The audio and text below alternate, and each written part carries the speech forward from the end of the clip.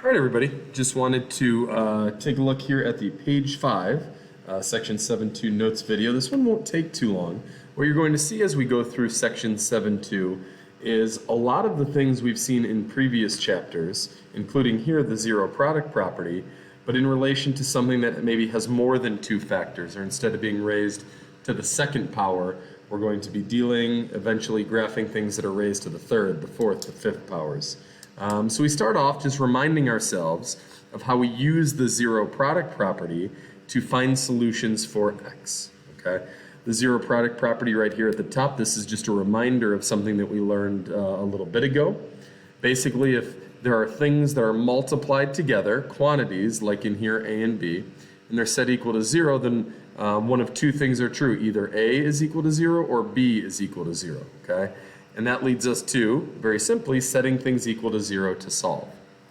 So let's reminder of our steps or our checks for the zero product property for obvious reasons. There's even a 0 in the title of the property. Our equation needs to be set equal to 0 for this to for us to use this property. So does it equal 0? Highlighted in red. Well, where would we look here? We'd look at the other side of the equal sign from all these x's. In this case, it is equal to 0. We would put a little check mark there. Okay. Now there are multiple times, and as you get through the individual practice, you're going to see that we ask you to factor. In this example, we have already factored it or listed this polynomial as its factors already. So is it completely factored? Did we write a polynomial function in its factored form? Factors just mean things that are multiplied together. Here x plus 6 is a factor, times x minus 5 is a factor, x plus 8, there are 3 factors here. Yes, it is completely factored. Okay, and then to actually solve, sorry about that, to actually solve for our x values, we need to set every single factor equal to 0. That would include something that was in kind of the spot where our GCF goes, like out front. That would be included in that. Did we set all of the parts equal to 0 separately? Well, let's check it out. There's one part, there's another part, there's another part. We set each one equal to 0 separately. Boom, boom, boom. Yes, we did that.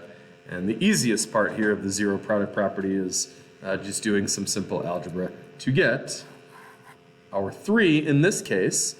Many times in previous units it was 2 solutions. In this case it could be as many solutions as we want, really. Could have 4 or 5 or 6 solutions. Remember, when we get into our graphing part near the end of this unit, we'll think of these solutions as the spots where the graph is going to cross the x-axis. Okay? What we want to do now, hopefully this was a nice refresher and reminder of the zero product property. Your job is to come down and complete this individual practice, reading the directions first, and then check in with your teacher prior to doing the online practice.